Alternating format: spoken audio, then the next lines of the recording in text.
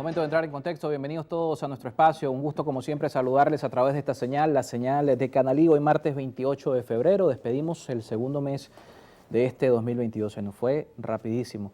Este año está avanzando con una velocidad increíble y bueno, nos acercamos por supuesto a un escenario importante desde el punto de vista político que son las primarias. Muy esperado para este 2023, por supuesto el tema de la elección del candidato que va a representar a los sectores de oposición en Venezuela, ya con fecha 22 de octubre, como hemos mencionado a lo largo de los espacios durante esta transmisión del mes de febrero. Desde ya invitándolos a que nos acompañen en redes sociales, como siempre sus comentarios, sus preguntas son bienvenidas en nuestro espacio, @en contexto piso I, @Carlos Penalosa y también nuestro canal de YouTube. Aprovechamos la oportunidad para saludar a todos los que durante estos días que no estuvimos en transmisión nos enviaron sus saludos y nos reportaron su sintonía, el caso de Carlos Martínez, también Pablo Pérez Castillo, que por acá nos comentaba. Saludos Carlos, buenas tardes, gracias por todo, mi respeto para ti, eres un buen periodista. ¿Por qué no hacer una entrevista sobre el tema del Banco Central y el tema de la impresión de dinero inorgánico y de la inyección de dinero a las mesas de cambio? Bueno, acá lo hemos hecho, hemos hablado de ese tema con varios invitados.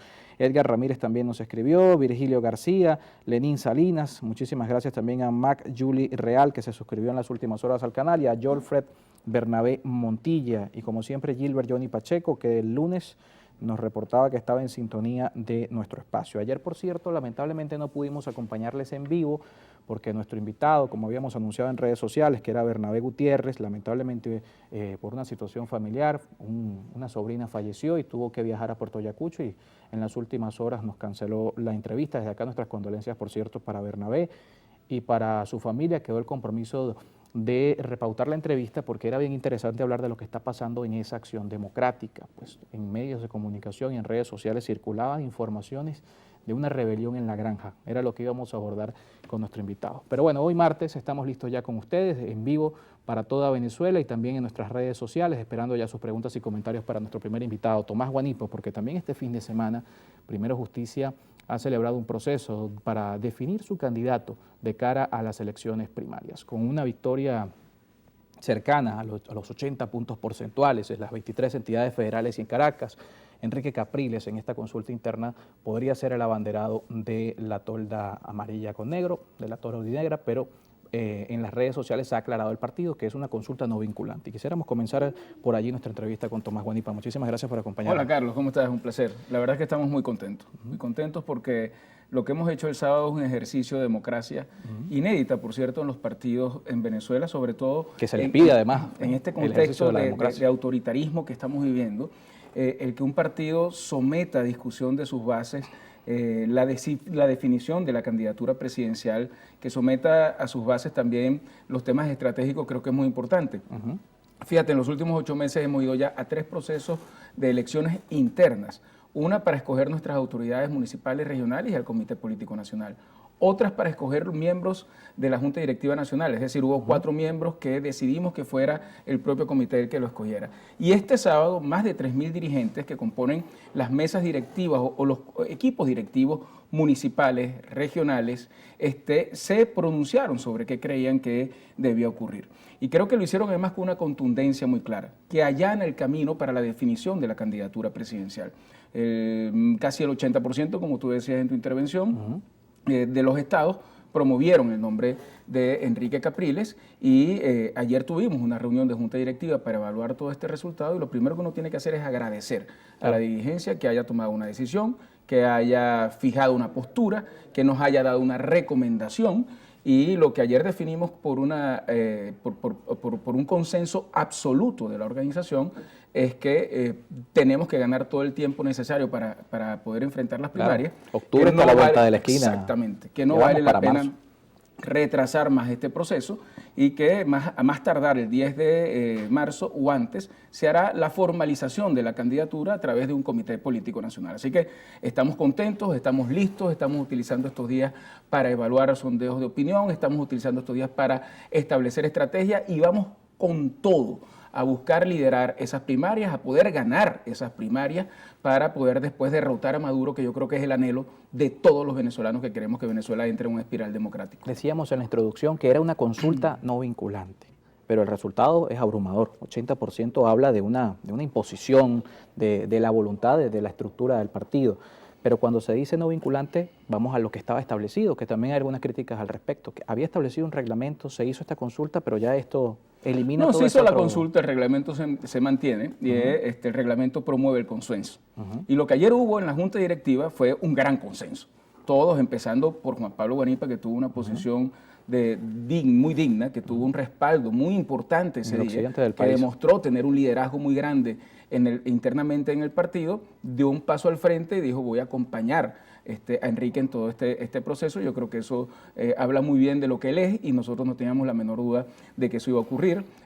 Carlos reconoció también lo que ahí había pasado, y hubo una intervención, mira, son 35 miembros de la Junta Directiva, 31 intervención pidiendo que este proceso se pueda agilizar, porque la realidad política nos obliga a ganar tiempo. Es decir, hay ya una convocatoria de elecciones primarias, sabemos cuándo va a ser, hay ya una fecha para presentar candidatos, y nosotros que teníamos, gracias a Dios, lo digo con mucho orgullo también, muchos nombres de altura para poder avanzar en esto, creo que la contundencia del resultado, tú te puedes imaginar si esto hubiese sido 12, tal, claro, pero al final fue una cosa... Se hubiesen impuesto por 3 puntos porcentuales. Exactamente, tendríamos que ver todos los pasos que hay que seguir. Hay una encuesta que está en marcha, eso lo vamos a tener también en las próximas horas, y hay un comité político nacional que se va a hacer en los próximos días como una formalización de algo que ya es evidente, y a mí me enorgullece mucho que al final esto no haya sido una decisión ni de cogollo, ni de que uno le torció el brazo al otro, sino que la gente se expresó libremente,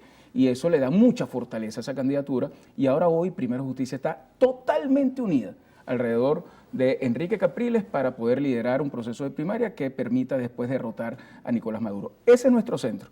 Hemos demostrado que en Primero Justicia las decisiones las tomamos colectivamente, que no hay un nombre que esté por encima de ningún otro, que todos tienen igualdad de oportunidades, y que las decisiones además las tomamos tomando en cuenta inclusive a quienes están en los municipios más lejanos del país. Mira, Carlos, esto es importante. Más de 300 municipios se reunieron, tuvieron su representación para escoger y para definir esto. Así que yo creo que es una gran noticia para Venezuela, y es un impulso muy importante para que haya una política de centro, una política moderada que busque el reencuentro entre los venezolanos, pero que termine de una vez por todas con esta tragedia que significa Nicolás Maduro en el poder. De cara a las primarias hay 3 temas claves. Uno tiene que ver con la participación del CNE, uno tiene que ver también con el voto en el extranjero, y el tema de las inhabilitaciones, que PJ es tal vez de las organizaciones políticas que han planteado su intención de participar donde más afectación había. De estos 3 candidatos, todos estaban inhabilitados, y quien se impone también lo está. ¿Qué hacer en este sentido? Porque ¿qué viene ahora? Está bien, Enrique Capriles ganó la consulta interna, pero la realidad es que está inhabilitado políticamente. Bueno, hay otros precandidatos a la primaria que también están inhabilitados. Claro. Y en definitiva, en este país todos estamos inhabilitados, porque el gobierno inhabilita a quien le da la gana. Nada más veamos lo que pasó en Barinas. En Barinas ganó una persona habilitada, Freddy Superlano, y después de haber ganado lo inhabilitaron, una cosa insólita. Y cuando fuimos a la repetición de la elección, que era una elección arbitraria porque no tenía por qué ser repetida, y había quienes nos decían: participar en esa elección es validar al régimen. Y dijimos: hay que participar porque acabamos de ganar y podemos movilizar la indignación del pueblo para que ganen más. Y promovimos a la esposa de Freddy Superlano y la inhabilitaron. Y propusimos a Julio César Reyes y lo inhabilitaron. Y entonces dejaron que fuera el candidato desconocido, el que nadie sabía quién era. Y que obtuvo la victoria, que ya había ganado como diputado legislativo. Y que obtuvo la victoria más grande que ha tenido en consultas democráticas en Barinas, la oposición en Venezuela, inclusive con más ventaja que la que ganaba Chávez en su momento. Dimos una gran demostración. Y aquí lo que toca es luchar por nuestros derechos. Y luchar por nuestros derechos es luchar para que aquí nadie sea inhabilitado por su pensamiento político, para que los partidos vuelvan a estar bajo las autoridades que les corresponde, para que la gente que esté fuera en el exterior pueda inscribirse. Pero todavía algo tan importante como eso, para que los 4 millones de venezolanos que no están inscritos en el registro electoral, que están dentro de Venezuela, también puedan hacerlo.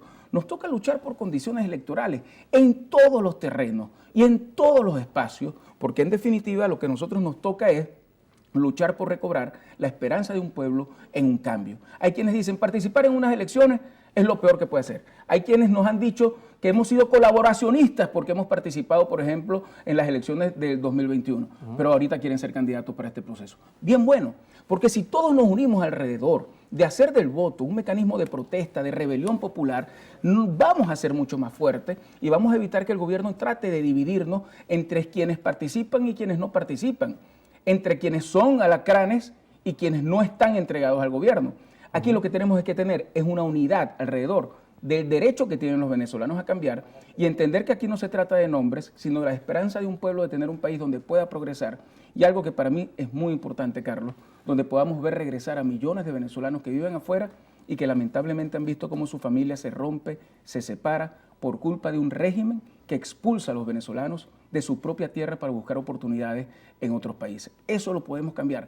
Y eso es lo hermoso de estas primarias. Tenemos que repetir el ejercicio que hicimos en el año 2012, donde millones de venezolanos salieron a participar y fuimos noticias en todos los titulares de prensa del mundo. Una de las primarias de mayor participación. De mayor participación, donde por cierto fue Enrique Capriles el que ganó con más del 60% y donde hubo una transparencia absoluta en el proceso electoral. Creo que eso hay que repetirlo y hay que volver a soñar con ese país movilizado, fuerte, que en rebelión popular hace del voto un mecanismo de protesta, pero también de transformación y cambio. Nos toca hacer una pausa en esta conversación con Tomás Guanipa. Al regreso vamos a hablar del escenario de 2012. Por cierto, está con nosotros ya en estudio Teresa Albániz, que encabezó precisamente esa comisión electoral de esa primaria que llevó a más de 3 millones de venezolanos a participar y que Enrique Capriles en ese momento se adjudicó la victoria. María Corina Machado también participó, Pablo Pérez, pero hay un antecedente bien interesante de las inhabilitaciones y lo vamos a conversar con un representante de PJ. En ese contexto también hubo un habilitado que participó y tuvo que declinar, que es el caso de Leopoldo López, que por supuesto,